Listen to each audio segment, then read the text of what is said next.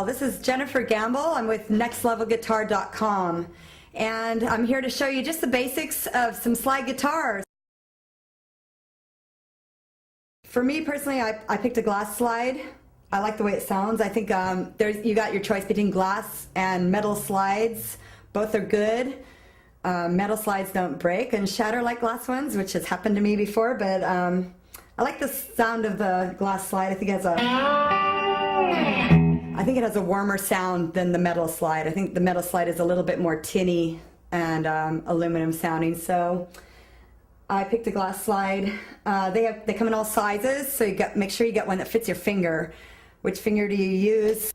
Usually don't use your first finger because you want to keep that free to play chords and things. Some people use their middle finger, not very many, but some do. Joe Walsh uses his middle finger, and that leaves his third and fourth fingers free, and his first finger to play chords. A lot of players, most popular is to play it on your third finger, and you know, you can always play your power chords with your pinky finger and your first finger.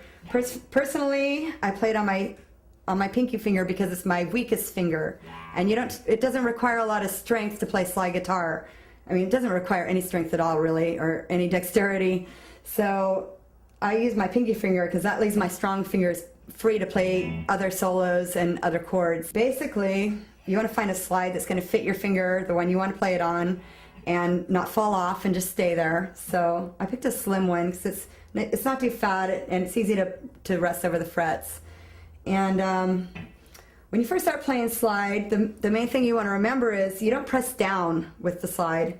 You're basically just going to rest it over the strings, not pressing down, not using any pressure, keeping it floating. I even keep my thumb out of the way. If you notice, my thumb is, when I play slide leads, my thumb is out here with the rest of my fingers, and it just leaves my slide free to float wherever it wants.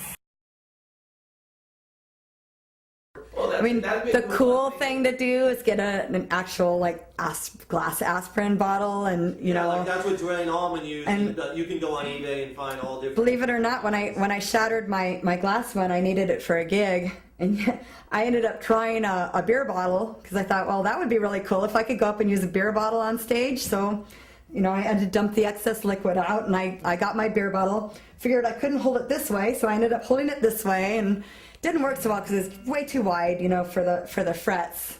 So I ended up going in the back and pulling out my lipstick case, and I pulled out the tube from my lipstick container, which is, I think, plastic, but it fit around my finger, and I was able to use that as a slide. And I've actually heard of other guitar players doing that before, so I actually got that. I think I got that idea from Alex Lifeson.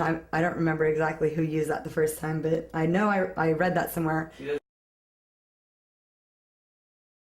So when you come to playing the slide, you want to play on strings where you could play 1 or 2 or 3 notes together, because you're basically stuck in this position. You want to have your slide perpendicular to the neck of the guitar and horizontal with the fret. So here's your fret. You want your slide right there in exact parallel with the fret. And in fact, you want to be pretty much on top of the fret when you play your notes. You don't want to be behind the fret because you're going to get a little twanginess. You don't want to be in front of them. The notes are going to be off. So you want to be right on there, and you don't want to press down. So you're just, you know, you're just touching the string with the slide. So here you're playing, I'm just playing right on top of that fret at the 5th fret. Listen if I slide down a little bit. See how it's off? You want to be right on top of that fret. I'm playing the 2 middle strings right here. If I slide up a little bit, off. Okay, so you want to be right on that fret. You don't want to be angled. You got bad notes again, okay? So you want to be right in parallel with your frets. You're doing your lick.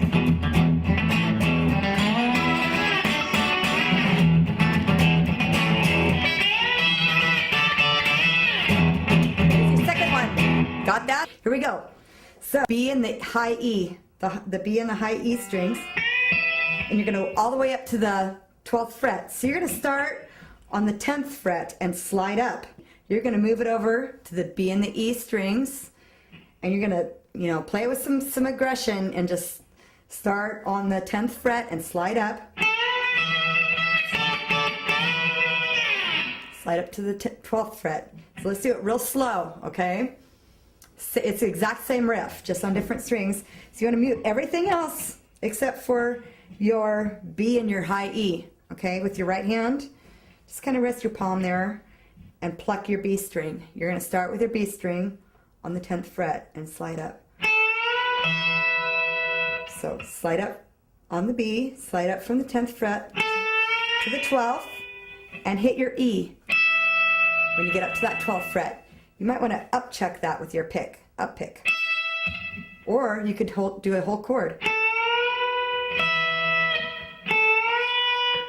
I don't recommend going down. Do it up pick. So sliding up from the 10th fret to the 12th on the B string. Hit that up pick on your high E, and then go from there.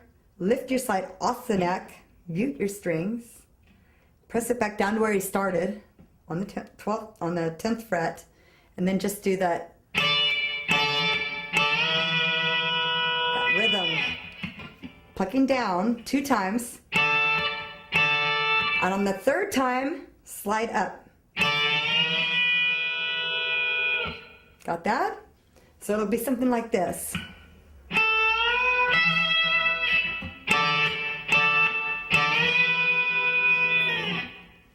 Okay, so you can practice that with the riff. Go from the riff.